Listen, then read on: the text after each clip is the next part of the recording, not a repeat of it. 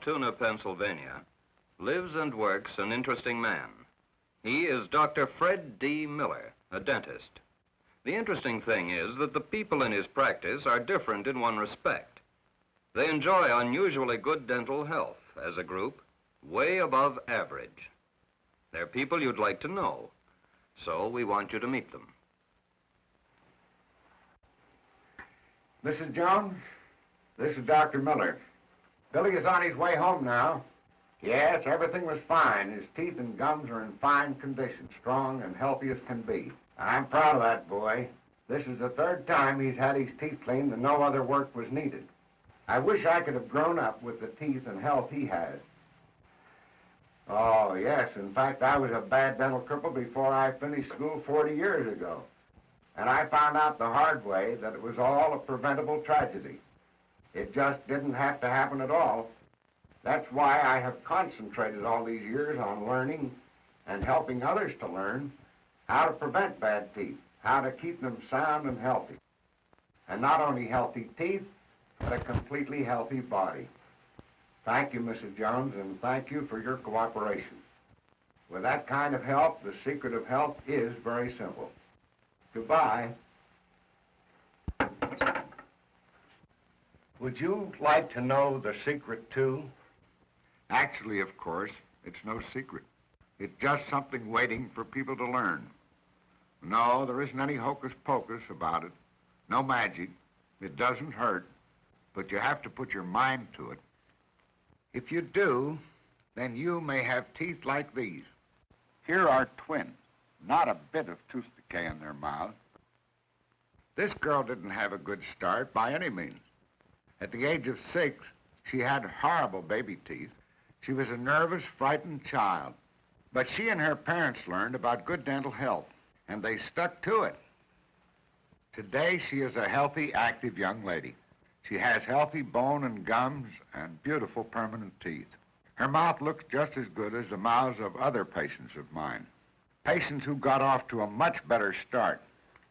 These youngsters, all in one family, are as healthy as can be. These fine teeth belong to some of those who came to the office one day to have their pictures taken. There were 32 young people, all between the ages of 5 and 28, and they all had perfect teeth without a single cavity.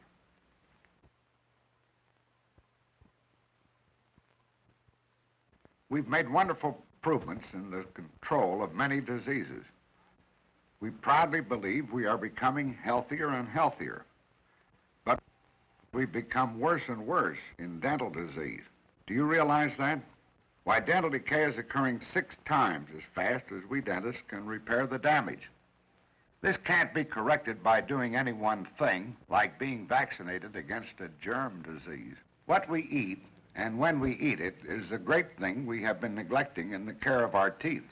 This is the chief difference between the splendid examples I've been showing you from my own practice and the bad examples, the dental cripples, we rounded up to show you here. Each of the youngsters with bad mouths is actually suffering from starvation. No, not because they couldn't get enough to eat, but because they and their parents didn't realize the importance of what they eat. They drink sweet drinks at all hours. They eat candy and other sweets before meals. This spoils their appetite for the things the body requires. It crowds out of the diet the things that must come first. So they begin to be starved, literally starved. This is something that sneaked up on us while we weren't looking. Find a child in school who doesn't have tooth decay. By the age of 16, the average person has more than 10 cavities. What about you? Dental science has a great deal yet to learn about the causes of tooth decay. But this we do know. Tooth decay in the mouths we now suffer is not a natural condition. Let's look around us then and see whether nature has something to tell us. Rarely does a land animal lose a tooth through decay. Animals by their nature live in particular places. Cows and horses in fields, lions in jungles. And by this means their choice of food is determined for them. The selection has become a natural instinct. They eat what they find where they live and find a balanced diet naturally. The shape of the jaws and the arrangement of the teeth of different animals can show us quite a lot about how they live and how they eat. A horse eats vegetation, but he picks it up from the ground. He eats different kinds of grasses. He, too, swings his jaw from side to side when he chews. But look at his teeth. Lions and tigers eat meat. They don't chew their food, but they do bite it and tear it. A leopard's jaws are very much like the jaws of a lion or a tiger. In front, he has sharp, pointed teeth for tearing his meat. His back teeth are sharp blades. The two commonest animals that eat both meat and vegetation are pigs and people. And sometimes they don't look so much different when they're eating either.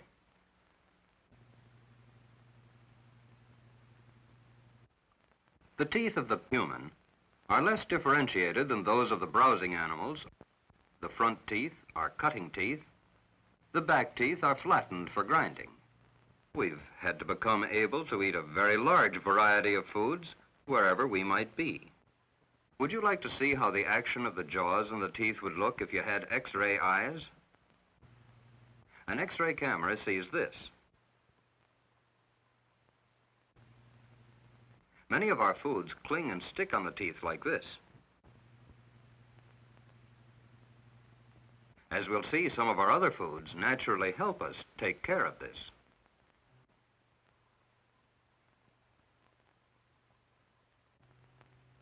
Human beings are different from other animals because we are thinking animals. But because humans can think, we must therefore think carefully about selecting the foods that will give us the properly balanced diet. We've had to become able to eat a very large variety of food that might be found wherever we might be. Everyone knows that the bloodstream supplies the different parts of the body and keeps them alive and healthy. The bloodstream feeds the teeth too. Here in this diagram you can see where the blood vessels and nerves enter the tooth and go into the pulp chamber. Through these little tube-like openings in what we call the dentine, a strong bony-like material that is the main part of the tooth, and here, forming the surface we see, is the enamel, the hardest substance in your body. Whether you remember these names or not, remember that the tooth is alive, so don't wait for a toothache to remind you of it. It's alive and must constantly be nourished, and the enamel, hard though it is a place where the cavities start. Once the enamel is damaged by a cavity, it is lost forever. It will never grow together again, as a cut on your finger does. You have to go to the dentist to get it filled. Now here is a slice of the tooth mounted in clear plastic. We wanted to see if we could take a picture of a cavity forming. So we went to John Ott, who is a specialist in this kind of photography. Time-lapse motion picture photography makes it possible to increase greatly the speed of action. Here is a flower growing, pictured at a speed several thousand times faster than normal. Our special camera apparatus is doing the same thing as it watches our tooth. A tooth with no decay. It is encased in plastic, except for one small area, against which we have fitted the open end of a tube. This liquid we are pouring into it is an ordinary flavored drink. We want to see whether the tooth enamel, hard and sound as it is, will be harmed when it is left entirely unprotected. The opening at the bottom of the tube is mounted firmly against the tooth. The liquid in it is held continually against one spot on the enamel. We're going to photograph it through magnifying lenses.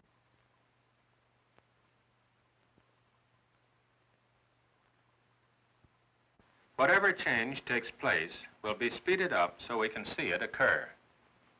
When we see it in time-lapse, we're going to be so near it that only a part of the tooth will show. Here it is. The tooth is at the right. The irregular line to the left is where the edge of the tooth and the open end of the tube are sealed together.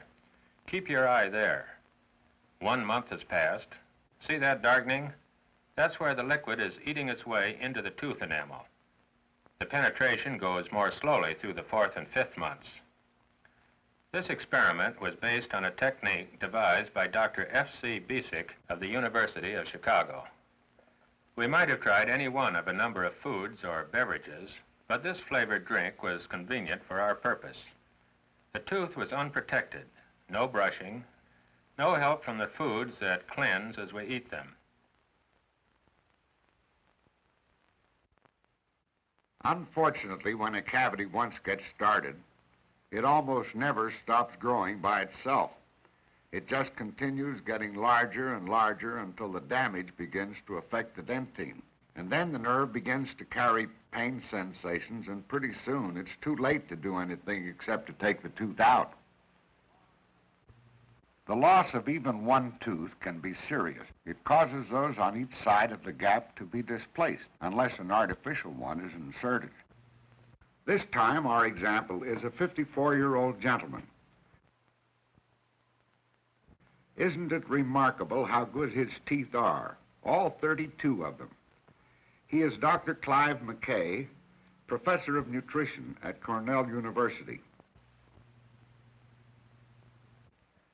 Dr. McKay will show us why the order in which we eat our foods is important. After eating sticky food, eat something that is juicy and crisp. So next, an apple. Dr. McKay agrees with me there is something more here than the cleansing effect of the fruit on the teeth. The juicy flavor of the apple starts his mouth watering, increasing the saliva flow. That's important, because the saliva has the job of helping to shield and protect the teeth against decay. Its ability to do so depends, of course, on our general nourishment and health. We can see this again with another of my patients, Bill Hughes. Bill's been a patient of mine ever since he was born, and I want to show you these beautiful teeth so that you can get just an idea of just what an almost perfect set of teeth should look like. Drop your tongue back, Bill. That's better. Now, snap your teeth together, Bill. Hard, hard, harder. That's the way teeth should sound. Now, let's look at these gums. Now, close, Bill.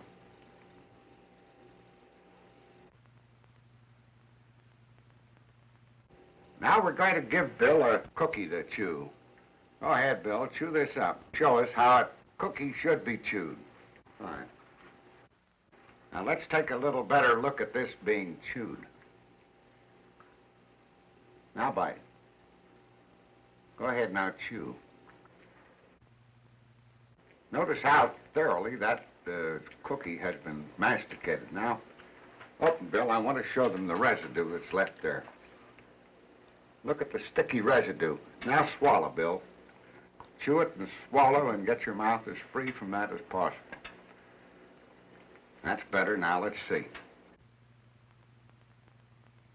Now notice even after swallowing the sticky residue of material that's left adhering to those teeth. Now I'm going to show you the best way to clean those teeth. Bill, take a couple of bites of that apple. Now a little faster, Bill. That's it. Chew it up real hard. Give it to business now. Let's see.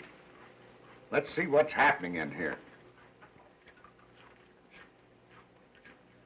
Notice how that chewing stroke comes from the outside in. That's important. Notice how the tongue keeps that food on the teeth.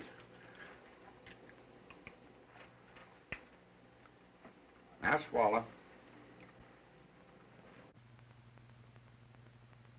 Now let's see. See how clean they are? Every tooth is just as clean as can be because of the action of that succulent fruit. Do you wonder that I argue fruit should be made available all the time? At home, at school, at work. How succulent that is. How it squirts the juice as the cells are crunched. To get the natural vitamins and minerals, and to get the juicy foods and the crisp foods, we need fruits and vegetables. Look at them stacked here in the market. They look mighty pretty when they are laid out together like that, don't they? And just as our eyes respond to the variety of red, yellow, green, and white fruits and vegetables, so do our systems. Here's good eating. The bitey goodness of firm, natural flour bread, milk, cheese, and eggs, meats, seafood. Our healthy children like the way their mothers cook vegetables. Not overdone, but leaving the flavor and goodness in. They go for fresh vegetables, the carrot sticks and so on. And for dessert, fruit. Sometimes they have ice cream or a sweet, but always a fruit to finish, whether at the table or not. Same way if they want a bite between meals. Fruit's the thing. After the evening meal, when they're ready to study or to read or to look at the television, the fruit bowl is out there for them to help themselves. This is Janet Blair, another of my patients. Do you blame me for being proud of her? As she grew up, she took care of those teeth that make that smile. She is very conscientious about her food habits. Today, she is a famous actress, singer, and dancer. She's relaxing here after having played more than 1,200 consecutive performances of South Pacific without missing a single show. See what I mean when I say it's fun to be healthy? Well, it's up to you, for you have learned the simple fact that in the daily care of your teeth, the most important thing is what you eat and when you eat it. Sure, brush your teeth. Don't neglect it. And remember how important it is to get them clean as soon as possible after eating. And go to your dentist regularly for his professional care. But this is not enough. You have to do your part. You have to build positive health, your entire health. You have to bring good appetites to good meals. You have to watch the order in which you eat your food. By the simple rearrangement of the order in which foods are eaten, you can reduce the incidence to tooth decay. And when the toothbrush isn't there, and you don't have a chance to use it, that's a double reason why you should remember to clean your teeth with an apple, end your meal with a fruit. It's fun to be healthy.